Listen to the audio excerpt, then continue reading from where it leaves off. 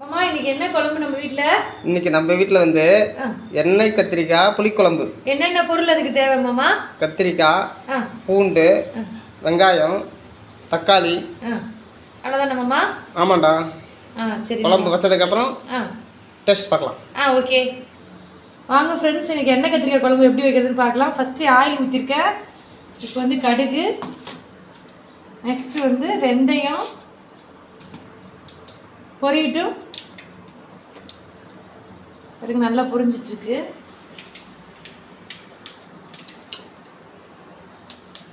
இப்போ வந்து ஆனியன் போடலாம்.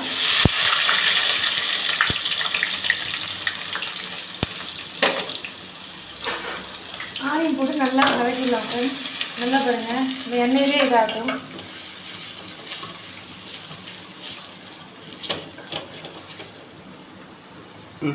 இப்போ கொஞ்சம் கருவேப்பிலை போட்டுக்கலாம்.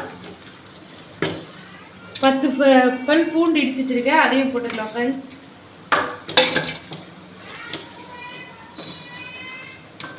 இடிச்ச உடனே இப்போ காய் போட்டு வதக்கிக்கலாம். கத்திரிக்காய் போடலாம்.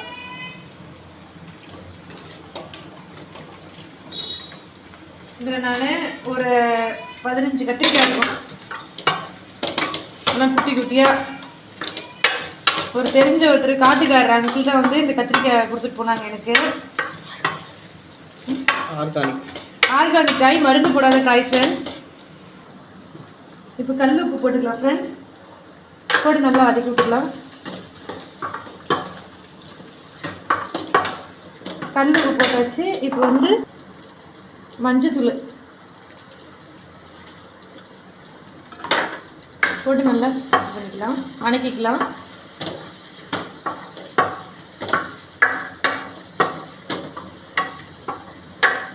கொஞ்ச நேரம் அப்படியே அது லைட்டாக வணங்கட்டும் ஃப்ரெண்ட்ஸ். இப்போ வந்து இதில் வந்து 2 டீஸ்பூன் மீன் குழம்பு மிளகாய் தூள், 2 டீஸ்பூன் தனியாத்தூள், 2 டீஸ்பூன் மிளகாய் தூள் இருக்குது. இப்போ வந்து இதில் கொட்டிக்கலாம். மீன் குழம்பு மசாலா தூள் போட்டு வச்சிங்கன்னா புளிக்குழம்பு செம்ம டேஸ்ட்டாக இருக்கும். இது எங்கள் அக்கா ஒருத்தவங்க சொன்னாங்க, அதனால் அதை ட்ரை பண்ணியிருக்கேன் 2-3 டைமு. அப்படியே மீன் குழம்பு டேஸ்ட்டில் இருக்கும் ஃப்ரெண்ட்.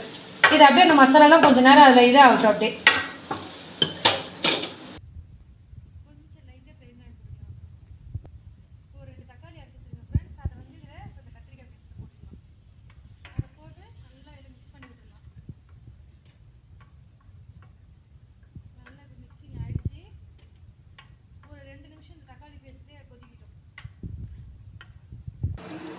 ஒரு நெல்லிக்காய் சைஸ் புளி கரைச்சி வச்சிருக்கேன் ஃப்ரெண்ட்ஸ். இப்போ அதை வந்து இதில் ஊற்றிக்கலாம்.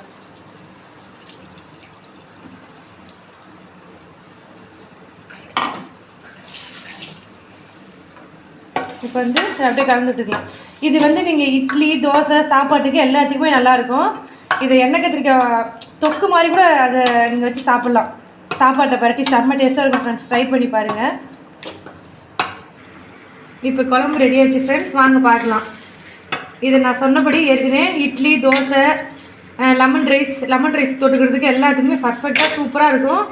உங்களில் ஒருவன் யூடியூப் சேனலை ஷேர் பண்ணுங்கள், சப்ஸ்கிரைப் பண்ணுங்கள், கமெண்ட் பண்ணுங்கள்.